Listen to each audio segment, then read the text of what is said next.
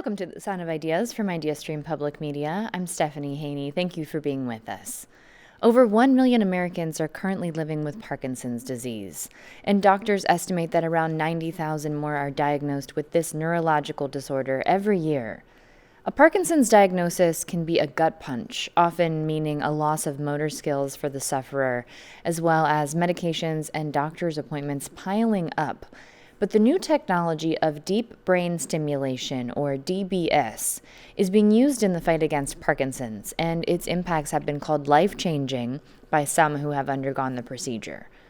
It involves a device being surgically implanted in the brain to deliver electric pulses, targeting Parkinson's symptoms before they happen. Today we'll start the show by learning more about DBS from a man who's benefiting from it. Later, stay with us for an update on the Browns Stadium move and what was discussed at Cleveland City Council's meeting this week. But first, with me in studio, we have Rand Laycock. He's the musical director with the Parma Symphony Orchestra and has been using deep brain stimulation to deal with Parkinson's. And an update to that, adaptive deep brain stimulation. Rand, thank you so much for being with us. Thank you for having me. And we also have Dr. Michael Gostowski, who specializes in movement disorders neurology at the Cleveland Clinic, joining us by phone today. Welcome to the show, Dr. Gostowski. Hello. Thank you for having me. We appreciate it very much. Now, Rand, I want to talk with you about your symptoms. We'll get into that in just a moment, but I want to let people know if they want to join the conversation, they can give us a call at 866-578-0903, and they can also send us an email at soi@ideastream.org or send us a message on Instagram at The Sound of Ideas.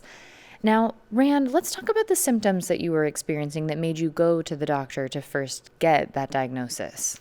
Well, the first couple of things that happened were a twitch in my thumb, my right thumb. It wouldn't stop twitching like this. And I would notice that my wife would notice that when we would take our walks in the morning, because we would walk before we would go to work, that I was getting slower and slower and having a difficult time keeping up with her. And both of these symptoms were starting to be prevalent about the time I retired from public school teaching. And so in that summer, I went to the doctor. I got a Dr. Gostowski for the neurological disorders, and well, it was actually Dr. Mayer first, and Dr. Mayer diagnosed me with Parkinson's, and from there the symptoms. Yeah, they got a little worse, but I was managing the symptoms with medication pretty much for the first 5-6 years. Okay. How did your friends and your family respond when you first received the diagnosis that you had Parkinson's disease? Well, they were very supportive, and they've always been very supportive. My daughter is a nurse at the university hospitals, and she was in high school at the time, and it kind of helped her motivate her to go into nursing. And she was giving me all sorts of information about the wherewithal with the disease. And my brother and sister were very supportive. My son was very supportive. Everybody's been really good. And the one thing that the doctor told me initially, and that this has been very, very much in the forefront of my mind, she said it was not a death sentence. It was simply a chronic disease that one would have to put up with. Mm. And so that's where it started. And that was helpful for you, them sort of setting that stage of what this would mean for you? Right. It made it a little more palatable. Sure. Now, you were diagnosed back in 2014, so you were living with Parkinson's for about a decade before eventually having the deep brain stimulation surgery. What can you tell us about your time before you had the deep brain stimulation treatment? Well, for the most part, things were under control with medication. And as the time went by, the medication became more frequent and higher doses. And it got to the point that I was having dyskinesia symptoms, which are involuntary movements. Mm.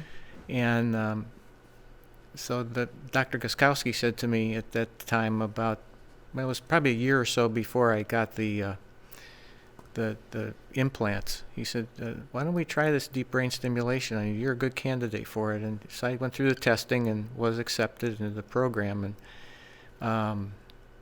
that's when it started. And so, but before that, it was manageable, but it was becoming more and more of an issue. When did you have the deep brain stimulation treatment?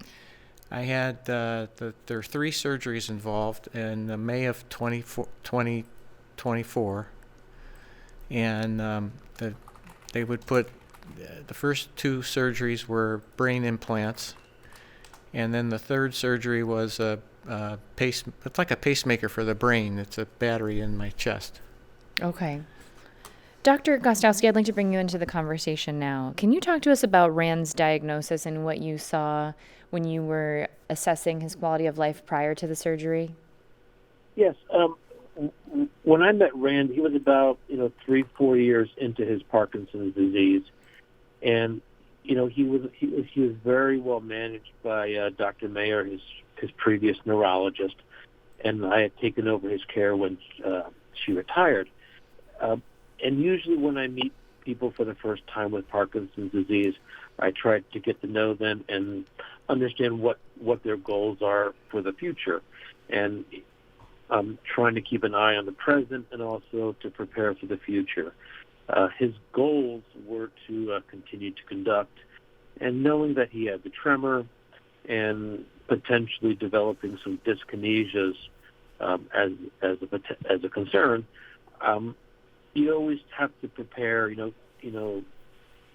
Telling someone they have a diagnosis of Parkinson's is tough, but then trying to tell someone you have Parkinson's, but now I want to put 2 electrodes in your brain, and with a battery is tough.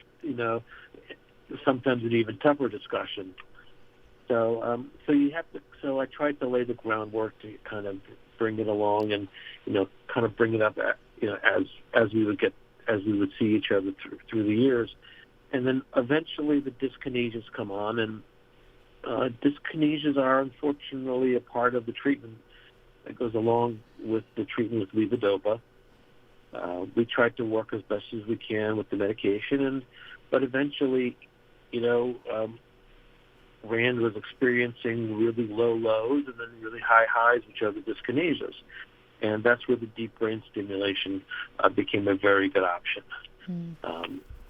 And that kind of deep brain stimulation provides basically the equivalent of a pretty standard, steady dose of levodopa to the brain. And then you can augment that with medication to make it work a little more effectively and give a little bit better controls. I want to ask you a bit about the timeline, Dr. Gostowski. You said that you began seeing Rand about 4 years into his diagnosis, so I think that puts that at around 2018 after his previous doctor had retired. And it wasn't that long ago, though, that surgery happened. So can you tell us, is that typical, that amount of time? Were you thinking about deep brain stimulation for him immediately, or is that something that developed over time? Well, every Parkinson's patient is potentially...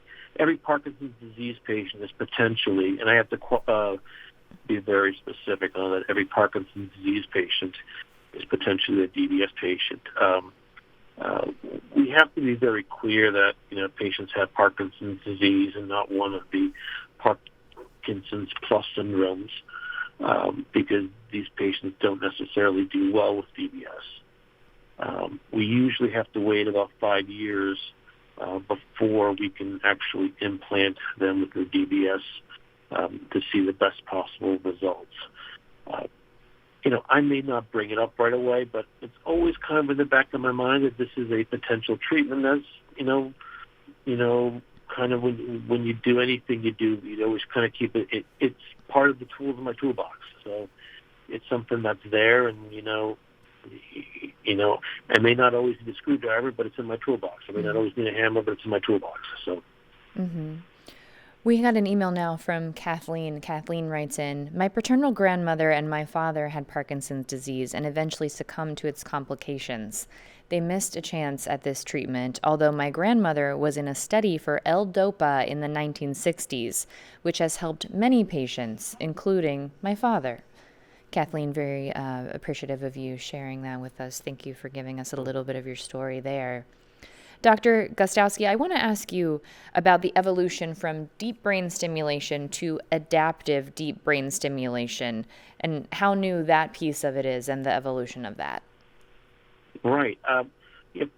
Deep brain stimulation has been used for movement disorders since it was first approved for. It's actually an electrode that's placed in the brain, different parts of the brain. It was first approved in 1997 for essential tremor, but for Parkinson's disease in a very specific area called the subthalamic nucleus, that was approved in 2002. What deep brain stimulation does is it provides a steady, continuous amount of electricity in the brain that, for multiple reasons, affects the Parkinson's symptoms of stiffness, slowness, tremor.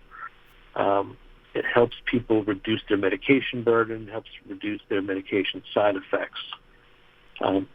But the way that I come into adaptive DBS, it's a little bit different. So if you think of this constant stimulation, it's taking a guess. So if you were to take the temperature of Cleveland and you wanted to put, what kind of jacket you'd wear or coat, or if you even need a coat, you'd probably say a light jacket would be fine. That would cover you in the spring and the fall. But clearly on a day like today, a light jacket would not be enough. And in the middle of summer, it would be too much.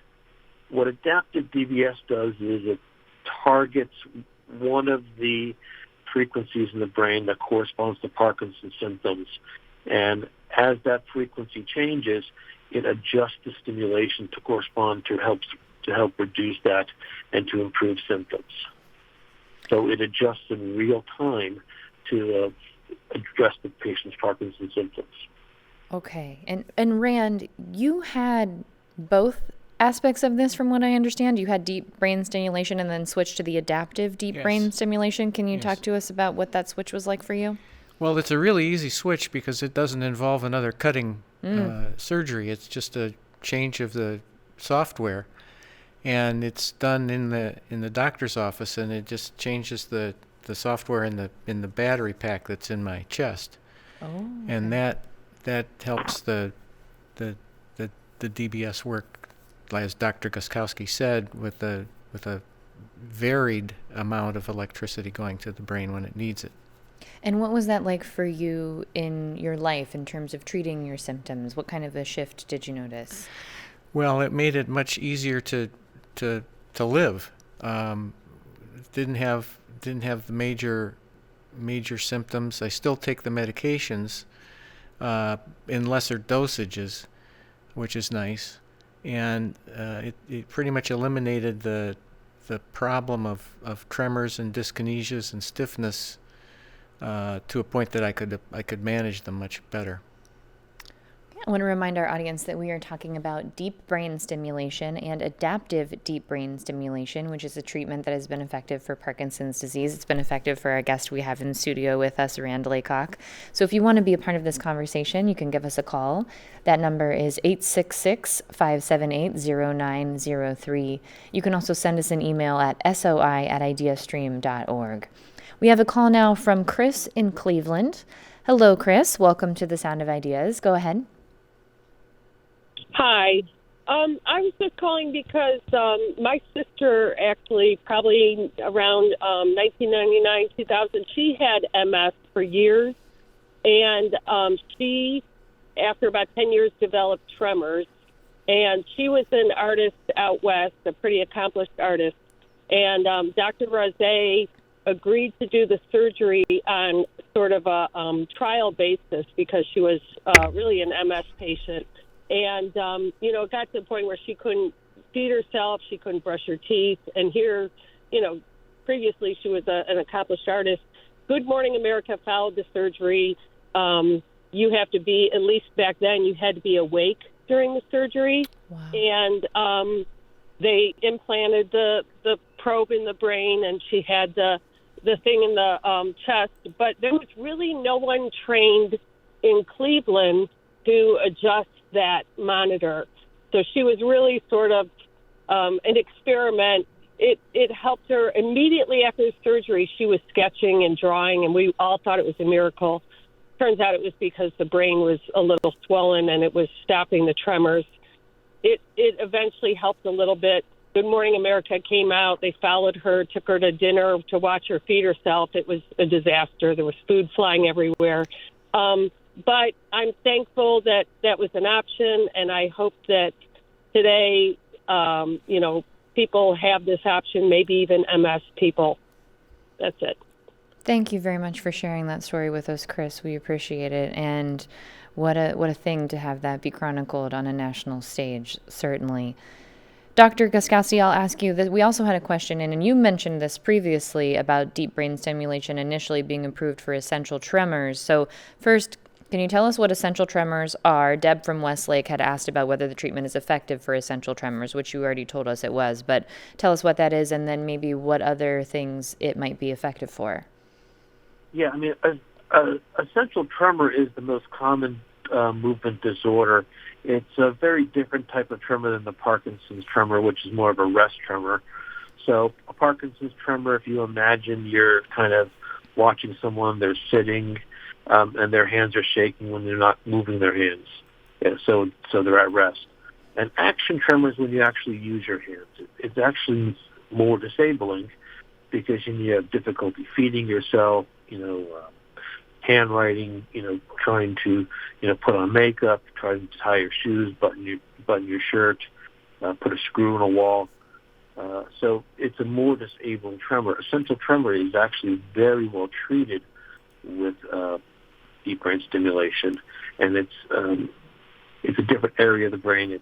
It's very effective, and it's just we can try medications first, but if that doesn't work, deep brain stimulation really is the best treatment for it. We have an email now from Laura. Laura writes in and said that her mom has had Parkinson's for over 20 years. Laura says she appreciates the story on the physical aspects of Parkinson's, but asks that we please do more stories on what she calls the worst symptoms of Parkinson's, and she lists dementia, personality changes, depression, and more. Laura says there's a misunderstanding among the general public that Parkinson's is mostly dealing with tremors and doesn't want this story to exacerbate that myth. And we really appreciate that consideration, Laura. Thank you for sharing that. Dr. Guskowski, I'll ask you now, does the deep brain stimulation impact things beyond the physical symptoms? Are there other benefits to it, to quality of life for people that are living with Parkinson's disease?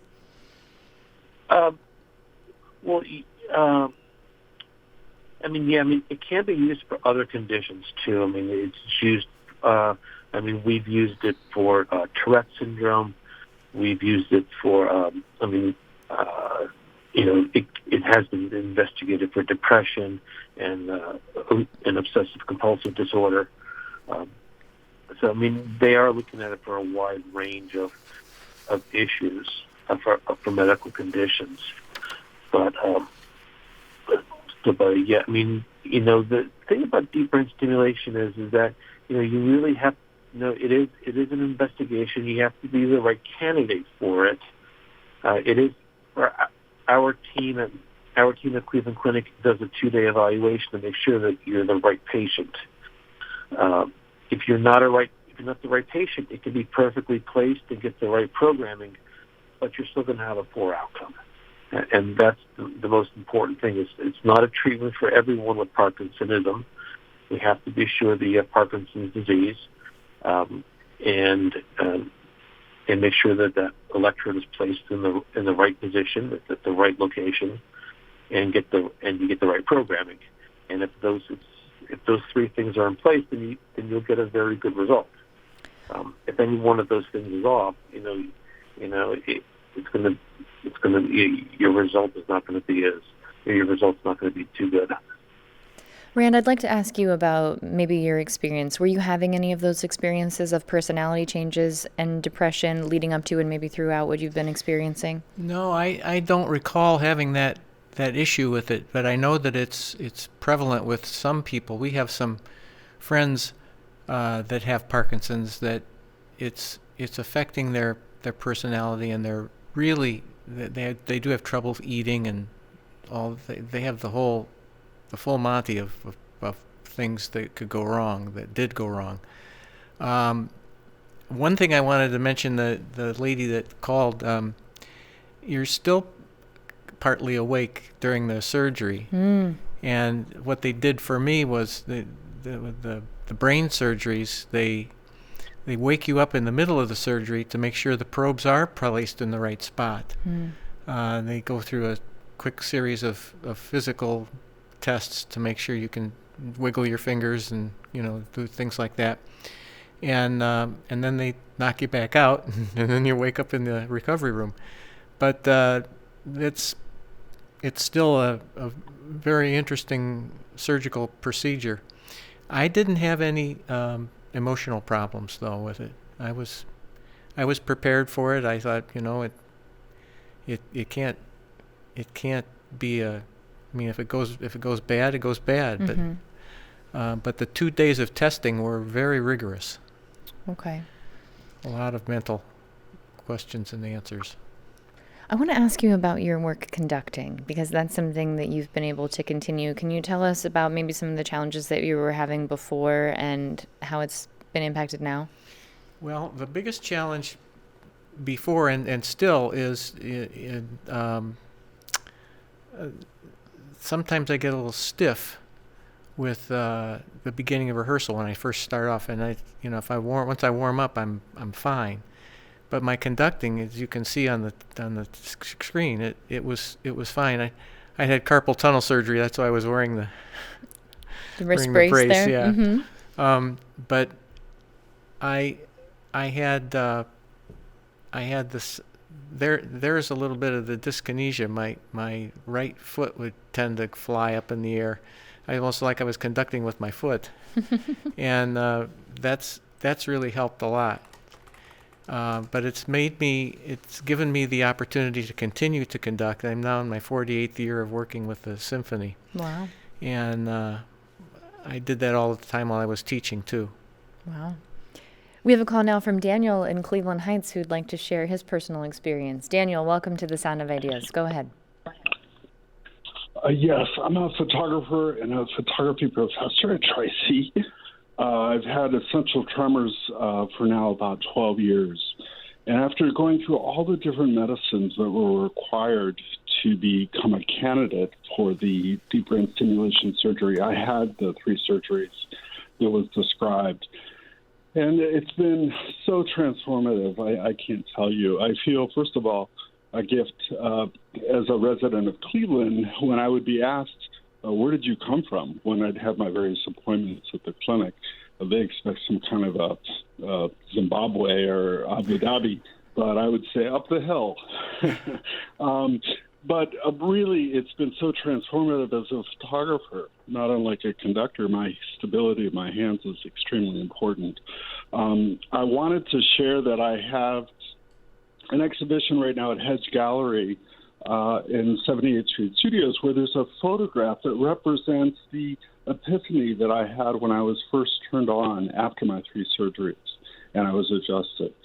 Basically, as an essential tremor sufferer, I would never see anything shake, even though my head was shaking constantly, because my eyes would lock in on whatever I was looking at. But when I was turned on for the first time, where my peripheral vision stops on the left and right, I was shaking for 10 years, and I had no sense of that because there the image comes in and out of my eyesight through my peripheral vision constantly as a shake. And when I was turned on and balanced properly, I had the most incredible Zen feeling. And there's a photograph there that represents that experience. And I took that photograph 2 years before my surgeries. The whole thing has been just incredibly transformative. And when my battery dies, I just start shaking again. It's so familiar to me. It's not a problem. So I just know I need to charge myself. Thank you for sharing that with us. Go ahead, Rand. I was just jumping at the fact to agree with Daniel. My feeling was, well, this feels great, but what's the difference? And then when they would turn it off, because there are certain things you can't have the battery on, like we have to have an MRI or something like that, something that has magnets in it. You can't have it on. But I would turn it off, and I'd just start shaking like a leaf. I thought, oh my gosh, I can't believe it. And then they turn it back on, and it would be fine. And we did that in the doctor's office at one of the interviews. And it was amazing, and that was the first time I realized that it was really working, because before that, you don't feel anything in your head. You don't feel anything in your chest. It's just there. That is so interesting. Thank you so much to both of you for giving us an insight into what that's like and what you experienced when you had the deep brain stimulation. I want to share an email now as we wrap up this conversation from Brittany. Brittany emails in and says, earlier this year, I heard a story on Sound of Ideas about a long-range brain study underway at the Cleveland Clinic. Brittany said she signed up and had her first annual appointment last week, and then it was fascinating. Brittany says, I'm so glad to support this kind of research since my dad and uncle have Parkinson's. The Cleveland Clinic has about 6,000 people enrolled in the study, but they're hoping to get 20,000 participants. And she had suggested that this would be a good time to spread that word, and we agree. So thank you very much for sharing that with us, Brittany. Now I want to thank our guests for sharing their stories with us. We have Dr. Gostkowski on the phone, the movement disorders neurology specialist with the Cleveland Clinic. Thank you so much for being with us. Thank you. And Rand Laycock, conductor, continuing to do so because of the treatment that you've had. Thank you so much for sharing your story with us today. Thank you. It's been a pleasure. We appreciate it. All right, we'll take a quick break now. On the other side, we'll talk about the latest on the Browns' move to Brook Park, which took another step forward at Monday night's Cleveland City Council meeting. This is The Sound of Ideas. I'm Stephanie Haney. We'll be right back.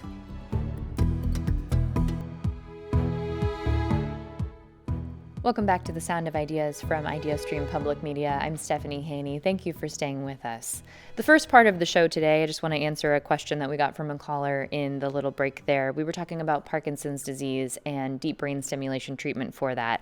Our guests were Rand Laycock, a musical director with the Parma Symphony Orchestra, and also Dr. Michael Gostkowski with the Cleveland Clinic in their movement disorders neurology department. Now we turn our conversation to sports. The lengthy fight over the Cleveland Browns remaining downtown is essentially over. This is after Cleveland City Council voted on Monday night to approve the team's move to a new domed stadium in Brook Park. Cleveland Mayor Justin Bibb and the city of Cleveland pushed back at Browns owners Jimmy and Dee Haslam for well over a year, trying to curb their desire to move the Browns out to the suburbs, but ultimately agreed on a deal. This involves a commitment of $100 million from the Haslams to the city of Cleveland. With me now in studio with an update on the Browns stadium deal and what Monday night's council vote means is IdeaStream reporter Abby Marshall. Abby, thanks for being here today. Good morning. Yes, Abby Marshall, the notorious resident sports expert. But happy to be here, Stephanie. She is following the Browns beat. We have all the details for you. Now, if you have any questions or comments about this, you can give us a call. The number is 866-578-0903. You can also email us at soi@ideastream.org. Now, Abby, we first learned about this deal in October. So tell us about the Cleveland City Council reaction to Mayor Bibb and the Haslams coming to this agreement and how Mayor Bibb defended this idea to move forward. Yeah, so I don't think it's a secret that many Cleveland officials are not happy with the Haslams' decision to take the Browns out of the city to Brook Park. It's something even Mayor Bibb has been very critical of. You mentioned that he has kind of fought. He didn't go down without a fight, right? Like he has negotiated with the team. The city even offered a $460 million incentive package to try to keep the team here, but it seems like the team was set on leaving, and that was kind of Mayor Bibb's point. There were council members that were saying, he should have gotten more for the city. This isn't enough. There were some saying they felt totally blindsided by this October agreement, having not been briefed on it or consulted on it, any members of council. But ultimately, all but two did vote for it because Mayor Bibb's argument was, I took your marching orders. I'm not letting them leave with giving us nothing. We aren't coming away empty-handed. This is the best that we could do. Our hands were basically bound. So that's where it kind of stood in the end. Now, at the council meeting on Monday night, were they rehashing these arguments, or were they kind of just at peace? Okay, so it was coming back up. Of course, yeah. So there was a long committee meeting. There have been several hours-long hearings that I've watched, and that happened again on Monday, where members of the administration came to answer questions and kind of present what there were changes to this deal as a result of some of these hearings, but more or less, the Haslams have indicated to members of council and to Bibb, this is a take it or leave it deal. So while there were things that had changed, which I'm sure we'll get into a little bit, with the lease extension and things like that, ultimately it was one of those things where it was either the city has $100 million and the team leaves, or the city doesn't have $100 million and the team leaves. And that was the way it was presented. So I think that there were a few that begrudgingly passed the legislation, but the argument there was, we don't want the taxpayers to ultimately have a liability in a few years if the team leaves and we have the stadium that now they have to pay to demolish versus getting money from the Haslams. We've got a call now from Todd in Ward 1 here in Cleveland. Todd, welcome to the Sound of Ideas. Go ahead. Hey, Stephanie, Abby, you may have just addressed this, but I missed it if you did. The $100 million, is that separate from what the Haslams are going to spend to demolish the stadium? And then I have one other question. Go ahead.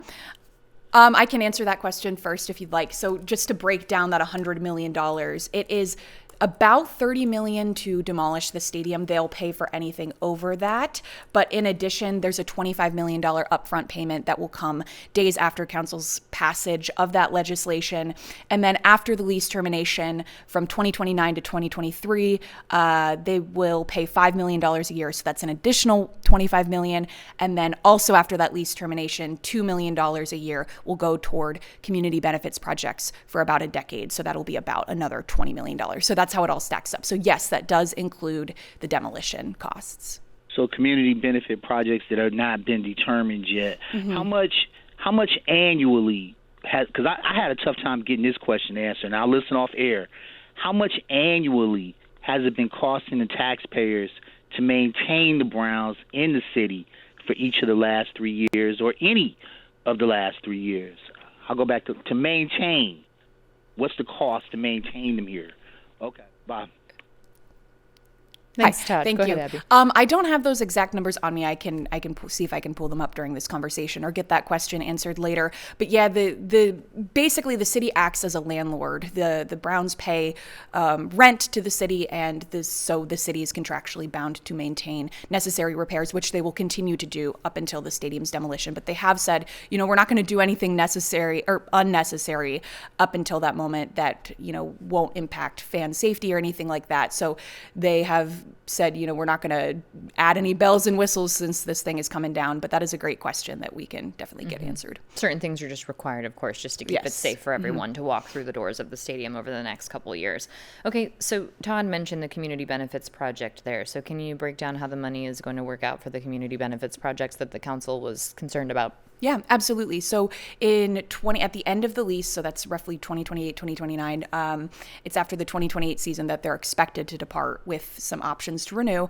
The Browns will pay $2 million a year for a decade towards community benefits projects. Now that can be anywhere in the city because as this has been kind of touted as being used to fund the lakefront development, and that is a big part of it. However, the council members represent people across the city in various wards, and they all want money for their wards because there are a lot of projects that are needed, parks, recreation centers, that sort of thing. So the council will be able to determine what that money goes toward when that time comes.